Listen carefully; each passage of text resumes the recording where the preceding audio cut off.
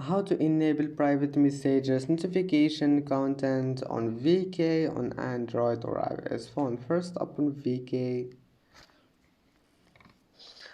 and now once you're here just click this icon here, hub, and then click this three lines, and now click settings, and then just click notifications, and here you will find it, private messages notifications settings, and select first one and then go back. It will be saved, and I hope that can help you.